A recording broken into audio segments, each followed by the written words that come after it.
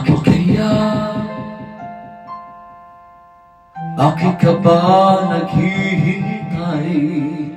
Nahimukin pa, pilitin ka ng tadhana. Alam mo na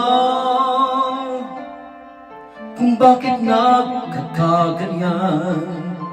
Lumulutang, nasasayang ang buhay mo at ang pinupulong ng iyong puso. Natutulog ba ang Diyos? Natutulog ba?